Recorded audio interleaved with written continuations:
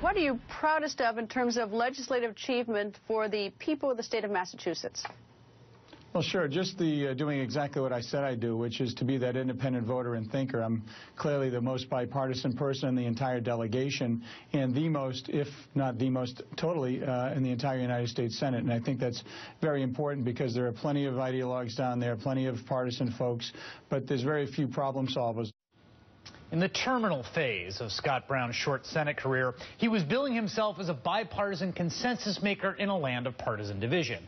In his current iteration as a Senate candidate in the neighboring blue state of New Hampshire, he has taken up that mantle once again, which is why it looks really, really bad. He got caught red-handed blowing up an utterly uncontroversial, sensible, bipartisan compromise piece of legislation for the petty political reason he did not want his political opponent to get any credit that she could tout during the campaign. New Hampshire's Democratic Senator Jeanne Shaheen had a bill with Republican Senator Rob Portman that was widely supported in both the House and Senate. Even Senate Minority Leader Mitch McConnell admitted it, saying, quote, "It does enjoy broad bipartisan support." Supporters say the legislation was expected to create more than 190,000 jobs and save consumers $16 billion a year on energy costs by 2030.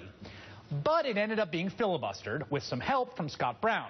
Huffington Post reports that Brown, quote, called Senate Republican leadership to urge them to make sure that Shaheen Portman, the Senate's energy efficiency bill, didn't pass so as not to give Shaheen something to run on. Brown reached out as recently as last week. If Scott Brown thought the Jeanne Shaheen ads touting her legislative victory on energy efficiency were going to be bad, wait until he sees the ads about him blowing the whole thing up for the pettiest of political reasons. Joining me now is Senator Bernie Sanders, independent from Vermont, and a member of the Environment and Public Works and Energy and Natural Resources Committees. And Senator, can you tell me first a little bit about this legislation that was destroyed? It struck me as not a huge deal, but sensible and good and would save energy and save money. Chris, you're absolutely right. This was a very modest bill. This bill was supported by the U.S. Chamber of Commerce, not noted to be radical environmentalists and other business groups. But it was an important bill because everybody understands that the best way to save energy is through energy efficiency and weatherization. And as you indicated, what this bill would do is save people substantial sums of money on their fuel bills, because when you weatherize a home, you use less energy. What it would also do is create a significant number of jobs, almost 200,000 jobs, and further, it would cut greenhouse gas emissions. Sounds to me like a win-win-win situation. But the Republican Party has become such an obstructionist party, so determined to not let anything significant happen, so determined not to give Senator Shaheen a victory despite the jobs being created and the energy being saved, that they killed the bill. This is the statement that the New Hampshire GOP put out as soon as the bill failed, right? So Republicans, Scott Brown calls around, Republicans filibuster it, and the New Hampshire GOP rushes in to say, Senator Shaheen has called Shaheen Portman energy efficiency bill her defining legislation. But after its defeat, Senator Shaheen doesn't have a single legislative accomplishment to run on as she seeks re-election. This was just a pure political hit job. Nothing more and nothing less. Hey, Chris, welcome to my world.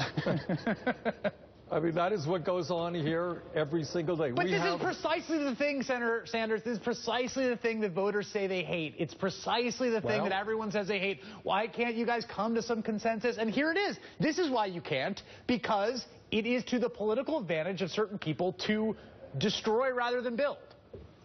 I mean, it goes on and on and on. A few months ago, I presented a veterans bill which had the support of every veterans organization in the country, every major veterans organization. The Republican Party is supposed to love our veterans. I only got 2 votes, and what they brought forth was an amendment for sanctions on Iran on a veterans bill. The bottom line is that these guys made a decision a number of years ago when Obama came to office, and they said, look, everybody knows this. We are going to do everything we can to stop any legislation, and then we're going to say, what have these people accomplished? Democrats control the Senate. What have they done? How do you go to the Capitol every day? Seriously, how do you wake up? How do you commute down from Vermont and go into that Capitol and talk to your colleagues and introduce bills and work on amendments and do all of the granular work of legislating when you know that that's where it's all headed? That's the conditions. And let me tell you very honestly, it is emotionally very, very difficult and very frustrating. You know, we look out in the world, you were discussing the need to raise the minimum wage. Everybody knows we have to do that. We can't do that. Can't extend long-term unemployment. Can't come up with a jobs program. The Shaheen bill was a good start in terms of energy efficiency. We've got to go a lot further than that in combat the crisis of climate change. We don't even have a party here in the Republican Party that acknowledges the science of climate change, let alone developing legislation to address it. What do you think about Scott Brown's message to voters and image of himself as a bipartisan compromiser in the wake of this? Well, I think, as you've indicated, it just undermines, you know, everything that how he defines himself. He's the great moderate. He's the great guy who brings people together. Well, in this case, he did everything that he could to prevent the Congress from passing, the Senate from passing a modest bill. And by the way, this legislation, as I understand it, was passed with very heavy votes in the House. Yep. So, you know, I think it undermines his entire credibility as being a moderate who wants to bring people together. Do you think that there will be any cost for this ultimately? I mean, in this case, right, there's a microcosm of Scott Brown. Will he pay a cost with voters as this story gets out? And I think he will. But more broadly, will Mitch McConnell pay a cost? Are there costs for this kind of thing? Well, it really depends on how effective the Democrats are in going to grassroots America. This is my fear in terms of the coming election. The pundits tell us that 60% of the American people are not going to vote. What that means is 70 or 80% of low-income and working people who want to raise the minimum wage, who want a job, they're not going to vote. And what we have got to do is to figure out a way that we rally grassroots America, educate them about what Republican obstructionism is about, educate them about how Republicans work day and night for the big money interest. And if we can motivate people, I think we'll do fine in the election. Senator Bernie Sanders, always a pleasure. Thank you.